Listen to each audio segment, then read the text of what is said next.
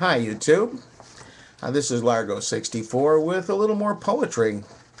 Um, as I was growing up, I didn't even like poetry very well. I guess it took a little seasoning in me before I began to really understand and appreciate it. Since I grew up, since I became more aged, actually, I've learned to like a lot of different kinds of poetry, although in general, still don't like it very well. Some poetry is what they call purple prose, especially poetry by amateurs. And yet, what seem to be beautiful images to some just simply don't resonate with others. So it's a highly personal choice and very subjective. So I'm not going to say anybody's poetry is bad. It's one reason why I don't like commenting on poetry unless it's established poetry by poets everyone knows. When people write their own things, I tend to be a little non-committal, not because I don't like what they've done, but just because perhaps I don't understand it. In any case, this is one of the most beautiful poems in the world, I think. It's called the Rubaiyat of Omar Khayyam. This is a book that I actually gave to my mother many years ago. And after she died, it came back to me because I was the one in the family who appreciated it. The Rubaiyat was written by an 11th century mathematician in Persia named Omar Khayyam. Actually, his name is much more lengthy and complicated than that, and I can't begin to pronounce it. And at least in the Western world, it languished in obscurity until an English gentleman named Edward FitzGerald translated it into English quatrains.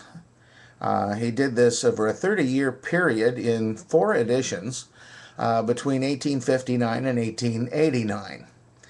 And what I've done here is to select, kind of mix and match from one edition to the next, a few quatrains here that I happen to like, and simply because I like the sound of them. So if you are following along in an edition of your own, you may find that the words don't match up. That's because they are official, so to speak, but they're from different versions of the same poetry. The theme of this, some people call pure, unadulterated hedonism.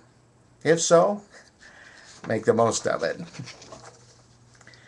Awake, for morning in the bowl of night has flung the stone that puts the stars to flight. And lo, the hunter of the east has caught the Sultan's turret in a noose of light. Dreaming when dawn's left hand was in the sky, I heard a voice within the tavern cry, "Awake, my little ones, and fill the cup, before life's liquor in its cup be dry." And as the cock crew, those who stood before the tavern shouted, "Open then the door! You know how little while we have to stay, and once departed may return no more." Hiram indeed is gone with all his rose, and Jamshid's 7-ringed cup where no one knows, but still the vine her ancient ruby yields, and still a garden by the water blows. And David's lips are locked, but in divine high-piping Pelavi, with wine, wine, wine, red wine, the nightingale cries to the rose, that sallow cheek of hers to incarnadine. Come, fill the cup, and in the fire of spring the winter garment of repentance fling. The bird of time has but a little way to fly, and lo, the bird is on the wing. Whether at Nishapur or Babylon, whether the cup with sweet or bitter run, the wine of life keeps oozing drop by drop. The leaves of life keep falling one by one. A book of verses underneath the bough, a jug of wine, a loaf of bread, and thou beside me, singing in the wilderness. Ah, wilderness were paradise enow. Some for the glories of this world, and some sigh for the prophet's paradise to come. Ah, take the cash and let the credit go, nor heed the rumble of a distant drum. Look to the rose that blows about us. Lo, laughing, she says, into the world I blow. At once the silken tassel of my purse tear, and its treasure on the garden throw. The worldly hope men set their hearts upon turns ashes, or it prospers, and anon, like snow upon the desert's dusty face, lighting a little hour or two, is gone. Well, that's enough for the time being.